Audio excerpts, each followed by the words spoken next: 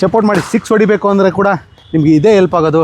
ನನಗೆ ಇಲ್ಲಿ ಸ್ಟೇಲ್ಲೋ ಇದ್ದಾಗ ನನಗೆ ಸ್ಟ್ರಾಂಗ್ ಬೇಸ್ ಸಿಗುತ್ತೆ. ಸ್ಟ್ರಾಂಗ್ ಬೇಸ್ ಸಿಕ್ಕಿದಾಗ ನಾನು ರೈಟ್ ಪೊಸಿಷನಲ್ಲಿ ಇರ್ತೀನಿ ಬ್ಯಾಟ್ ಸ್ವಿಂಗ್ನ ತರೋದಕ್ಕೆ ಫಾಸ್ಟಾಗಿ. This is national TV presence cricket secret 100 days 101 cricket technique. So ಇವತ್ತು ನಾವು ಫೋಕಸ್ ಮಾಡ್ತಿರೋ ವಿಷಯ ಅದು ಸ್ಟೆಪ್ ಔಟ್ ಆ್ಯಂಡ್ ಡ್ರೈವ್ ಅಥವಾ ಸಿಕ್ಸಸ್. ಸೊ ಇಷ್ಟು ದಿನ ಬ್ಯಾಟಿಂಗಲ್ಲಿ ತುಂಬ ವಿಷಯಗಳು ಕವರ್ ಮಾಡಿದ್ವಿ. ಲಾಸ್ಟ್ 2 ವೀಡಿಯೋ ನೋಡೋದಾದರೆ ಫುಟ್ವರ್ಕ್ ಯಾವ ರೀತಿ ಯೂಸ್ ಮಾಡಬೇಕು ಫ್ರಂಟ್ ಫುಟ್ಗೆ ಹಾಗೆ ಬ್ಯಾಕ್ ಫುಟ್ಗೆ ಅಂತ ಇತ್ತು. ಸೊ ಅದರಿಂದ ಮುಂದೆ ಒಂದು ಸ್ಟೆಪ್ ಮುಂದೆ ಹೋಗೋಣ, ಸ್ವಲ್ಪ ಅಟ್ಯಾಕಿಂಗ್ ಬ್ಯಾಟಿಂಗು, ಅದು step out. So step out drive ಆದರೂ ಸರಿ ಅಥವಾ ದೊಡ್ಡ 6 ಹೊಡಿಬೇಕು ಅಂದ್ರೆ ಕೆಲವೊಂದು ತುಂಬ ಕೀ ಪಾಯಿಂಟ್ಸ್ಗಳನ್ನ ನೀವೆಲ್ಲರೂ ಕಲೀಲೇಬೇಕಾಗುತ್ತೆ. ಒಂದು ಎಫೆಕ್ಟಿವ್ ಆಗಿ ನೀವು ಈ ಶಾರ್ಟ್ಸ್ಗಳನ್ನೆಲ್ಲ ಕ್ಲಿಯರ್ ಮಾಡಬೇಕು ಅಂದರೆ. ಬನ್ನಿ ಇನ್ನು ಕ್ರಿಕೆಟ್ ಸೀಕ್ರೆಟಲ್ಲಿ ಕಲಿಯೋಕ್ಕೆ ತುಂಬ ಇದೆ, ಅದರಲ್ಲಿ ಸ್ಟೆಪ್ ಔಟ್ ಇವತ್ತು ಕಲಿತಾ ಇರೋದು.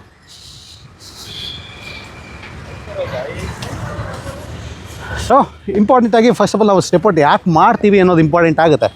ಇಲ್ಲಿ ಒಬ್ವಿಯಸ್ಲಿ ಅಟ್ಯಾಕಿಂಗ್ ಬ್ಯಾಟಿಂಗು ಹಾಗೆ ಸಿಂಗಲ್ಸ್ಗೂ ಕೂಡ ಇಲ್ಲಿ ನಾವು ಫೀಟ್ನ ಯೂಸ್ ಮಾಡಿ ಸ್ಟೆಪ್ ಔಟ್ ಆಗಿ ಬಾಲ್ ರೀಚ್ಗಾಗಿ ನಾವು ರನ್ಸ್ನ ಕಲೆಕ್ಟ್ ಮಾಡೋವಂಥದ್ದು. ಅಫ್ಕೋರ್ಸ್ ಇಟ್ ಅಟ್ಯಾಕಿಂಗ್ ಕೂಡ ಹಾಗೆ ಸರ್ವೈವಿಂಗ್ ಕೂಡ ಸಿಂಗಲ್ಸ್ಗೂ ಕೂಡ ಹೆಲ್ಪ್ ಆಗುತ್ತೆ. ಸೊ ಮೋಸ್ಟ್ ಕಾಮನ್ಲಿ ಸ್ಪಿನ್ನರ್ಸ್ ಚೆನ್ನಾಗಿ ಆಗ್ತಿರಂದರೆ ಮೊದಲನೇದಾಗಿ ತಿಳ್ಕೊಳ್ಳಿ, ತುಂಬ ಜನ ಸ್ಟೆಪ್ ಔಟ್ ಆಗಿ ಔಟ್ ಆಗೋದು ಏನಕ್ಕೆ ಅಂದರೆ ಫಸ್ಟ್ ಆಫ್ ಆಲ್ ಬ್ಯಾಟ್ ಬೌಲರ್ಸ್ಗೆ ನೀವು ಸ್ಟೆಪ್ ಔಟ್ ಆಗಬಾರ್ದು. ಯಾಕೆ ಒಂದು ಸೆಕೆಂಡ್ ಟೈಮ್ ತೊಗೊಂಡು ಯೋಚನೆ ಮಾಡಿ ಯಾಕೆ ಇರ್ಬೋದು ಬ್ಯಾಟ್ ಬೌಲರ್ಸ್ಗೆ ಯಾಕೆ ನಾವು ಸ್ಟೆಪ್ ಔಟ್ ಆಗಬಾರ್ದು. ತುಂಬ ಔಟ್ಗಳ ಸ್ಟೆಪ್ ಔಟ್ ಆಗಿ ಅದೇ ರೀತಿ ಆಗೋದು.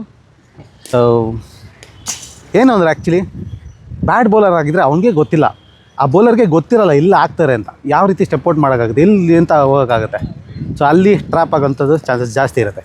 ಸೊ ಸ್ಟೆಪ್ ಔಟು ಒಳ್ಳೆ ಬೌಲರ್ಸ್ಗೆ ಆಗಿ ಯಾರಿಗೆ ಕಂಟ್ರೋಲ್ ಇದೆಯೋ ಬಾಲ್ ಮೇಲೆ ಅವ್ರಿಗೆ ನೀವು ಸ್ಟೆಪ್ ಔಟ್ ಆದರೆ ನಿಮಗೆ ಮೋರ್ ಬೆನಿಫಿಷಿಯಲು. ಸೊ ಇದು ತುಂಬಾ ಇಂಪಾರ್ಟೆಂಟು. ಇನ್ನು ಅಟ್ಯಾಕಿಂಗು ಈಗ ಟೈಟಾಗಿ ಆಗ್ತಿದ್ದಾರೆ ಅಂದಾಗ ನಮಗೆ ಸ್ಕ್ರೀಸಲ್ಲಿ ನಿಂತ್ಕೊಂಡು ರನ್ ಸಿಗ್ತಿಲ್ಲ ಅಂದಾಗ ನಾವು ಫೀಟ್ನ ಯೂಸ್ ಮಾಡಿ ಸಿಂಗಲ್ಸ್ಗಾದರೂ ಸರಿ ನಾವು ಬೌಂಡ್ರಿ ಸಾರು ಅಟ್ಯಾಕಿಂಗ್ ಶಾಟು ತುಂಬಾ ಇಂಪಾರ್ಟೆಂಟು. ಯಾವುದೇ ಒಂದು ಬ್ಯಾಟ್ಸ್ಮನ್ಗೆ ಆವ್ರೇಜ್ ಪ್ಲೇಯರ್ಗಿಂತ ಒಂದು ಸ್ವಲ್ಪ ಆಡಿಟರ್ ಆಗ್ತೀನಿ ಅನ್ನೋರಿಗೆ ಇದಿರಲೇಬೇಕಾಗಿರೋಂಥದ್ದು. ಇನ್ನು ಸ್ಟೆಪ್ ಔಟ್ ಯಾವ ರೀತಿ ಮಾಡಬೇಕು ಅನ್ನೋದಾದರೆ ನಾವು ಇಲ್ಲಿ ಫಸ್ಟು ಸ್ಪಿನ್ನರ್ಸ್ನ ತಲೆಯಲ್ಲಿ ಇಟ್ಕೊಂಡು ಮಾತಾಡೋಣ. ಸೊ ಇಲ್ಲಿ ಸ್ಪಿನ್ನರ್ಸ್ಗೆ ನಾನು ನನ್ನ ನಾರ್ಮಲ್ ಸ್ಟ್ಯಾನ್ಸು ಇಲ್ಲಿದ್ದು ಹೀಗೆ ಆಡ್ತಿದ್ದೀನಿ, ನಾರ್ಮಲ್ ಇಲ್ಲಿ ಆಡ್ತಿದ್ದೀನಿ ಅಂದಾಗ ಸೊ ಅದನ್ನು ಸ್ಟೆಪ್ ಔಟು ಇಲ್ಲಿ ನಾನು ಪ್ರಿಮೆರೇಟಿವ್ ಅಂದರೆ ಮೊದಲೇ ನಾನು ಡಿಸೈಡ್ ಮಾಡಿದ್ದೀನಿ ಸ್ಟೆಪ್ ಔಟ್ ಆಗ್ತಿದ್ದೀನಿ ಅಂತ. ನಾರ್ಮಲ್ ಡ್ರೈವ್ಸ್ ಏನಿದೆ ಅಥವಾ ಡಿಫೆನ್ಸ್ ಏನಿದೆ ಬಾಲಿಂಗ್ ಬರುತ್ತೆ ಹಂಗೆ ಆಡ್ತೀವಿ. ಬಟ್ ಇಲ್ಲಿ ನಾವು ಸ್ಟೆಪ್ ಔಟು ಪ್ರಿಮೆರಿಟೆಡ್ ಆಗಿರೋದ್ರಿಂದ ಫಸ್ಟೇ ನಾವು ಯೋಚನೆ ಮಾಡ್ತಿರೋದ್ರಿಂದ ಬಾಲ್ ಹಾಕೋಕ್ಕಿಂತ ಮುಂಚೆನೇ ಈ ಬಾಲ್ ಸ್ಟೆಪ್ ಔಟ್ ಆಗ್ತೀನಿ ಅಂತ ಇಲ್ಲಿ ನಾರ್ಮಲ್ ಸ್ಟ್ಯಾನ್ಸ್ಗಿಂತ ನಾನಿಲ್ಲಿ ಸ್ವಲ್ಪ ಲೋ ಹೋಗಬೇಕಾಗತ್ತೆ. ಸೊ ನಾರ್ಮಲ್ ಸ್ಟ್ಯಾನ್ಸ್ಗಿಂತ ಸ್ವಲ್ಪ ಲೋ.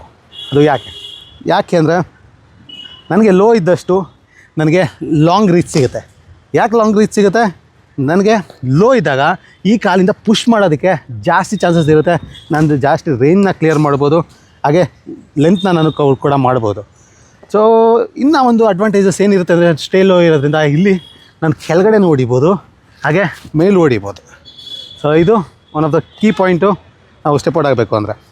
ಸೊ ಯಾಕೆ ಅಪ್ರೈಟ್ ಆಗಿ ಸ್ಟೆಪ್ ಔಟ್ ಆಗೋಕ್ಕಾಗಲ್ಲ ಅಂದರೆ ಆಗ್ಬೋದು, ನಾವು ಅಪ್ರೈಟ್ ಇದ್ದಷ್ಟು ನಮ್ಮ ಹೆಡ್ ಪೊಸಿಷನ್ನು ಶೇಕ್ ಆಗುತ್ತೆ. ಸೊ ಆಲ್ರೆಡಿ ಬಾಲ್ ಏರಲ್ಲಿದೆ, ಮೂವ್ ಆಗ್ತಾಯಿದೆ, ನಾವು ಮೂಮೆಂಟಲ್ಲಿದ್ದೀವಿ. ಸೊ ಅಲ್ಲಿ ಬಾಲ್ ಮಿಸ್ ಮಾಡೋ ಚಾನ್ಸಸ್ಸು ಐ ರಿಸ್ಕ್ ಇರುತ್ತೆ. ಸೊ ಸ್ಟೇ ಲೋ ಆಗಿದ್ದರಿಂದ ಇದು ಒಂದು ಕೂಡ ಬೆನಿಫಿಟ್ಟು. ಇಲ್ಲೋ ಇದ್ದಾಗ ನನಗೆ ಹೆಡ್ ಸ್ಟೀಲ್ ಇಡೋದಕ್ಕೆ ಚಾನ್ಸಸ್ ಜಾಸ್ತಿ ಇರುತ್ತೆ. ಸೊ ನಾನು ಅಪ್ರೈಟ್ ಆದಷ್ಟು ನನ್ನ ಹೆಡ್ ಶೇಕ್ ಆಗುತ್ತೆ. ಹಿಂಗಾದಾಗ 90% ಮಿಸ್ ಮಾಡೋ ಚಾನ್ಸಸ್ಸೇ ಜಾಸ್ತಿ.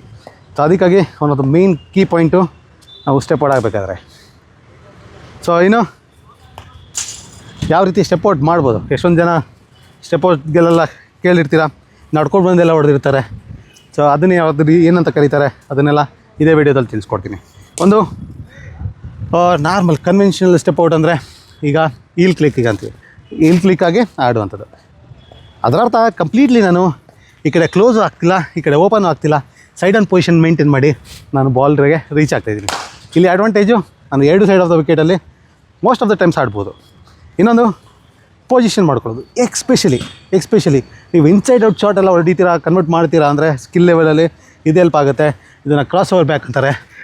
ಕಂಪ್ಲೀಟ್ ಸೈಡ್ ಆನ್ ಪೊಸಿಷನಿಂದ ನಾವು ಬ್ಲಾಕ್ ಮಾಡಿರ್ತೀವಿ, ಇಲ್ಲಿ ಪೊಸಿಷನ್ ತೊಗೊಂಡಿರ್ತೀವಿ, ಎಕ್ಸಾಕ್ಟ್ಲಿ ಕವರ್ ಡ್ರೈವ್ ಗಾರ್ಡಕ್ಕೆ ಯಾವ ಪೊಸಿಷನ್ಗೆ ಹೋಗಿರ್ತೀವಿ ಅದೇ ಪೊಸಿಷನಲ್ಲಿ ಹೋಗಿ ನಾವು ಓವರ್ ದ ಟಾಪು ಕವರ್ಸ್ ಮೇಲೆ ಹೊಡೆಯುವಂಥದ್ದು. ಅದಕ್ಕೆ ಹೆಲ್ಪ್ ಮಾಡುತ್ತೆ. ಲೆಗ್ ಸೈಡ್ ಸ್ವಲ್ಪ ಕಷ್ಟ ಆಗುತ್ತೆ. ಇನ್ನು ಕ್ರಾಸ್ ಓವರ್ ಫ್ರಂಟು ಮುಂದೆ ಓಡ್ ಬರ್ತೀವಿ ಅಂದರೆ ಅಗೇನ್ ನನ್ನ ಶೋಲ್ಡರ್ ಅಲೈನ್ಮೆಂಟ್ ಎಲ್ಲ ಇಲ್ಲೋಯ್ತು. ನನಗೆ ಇಲ್ಲಿ ಸ್ಟ್ರಾಂಗ್ ಇರ್ತೀನಿ, ಇಲ್ಲಿ ನನಗೆ ಕಂಟ್ರೋಲ್ ಕಮ್ಮಿ ಇರುತ್ತೆ. ಅಥವಾ ಮಾಸ್ಟರ್ ಆದರೆ ಎರಡು ಕಡೆ ಹೊಡಿಬೋದು, ಅದು ಬೇರೆ. ಹಾಗೆ ಯಾವ ಟೆಕ್ನಿಕ್ ಇರಬೇಕು ನನ್ನ ಬ್ಯಾಟಿಂಗ್ಗೆ ಅನ್ನೋದಾದರೆ 3 ಇದ್ದರೆ ಒಳ್ಳೆಯದು.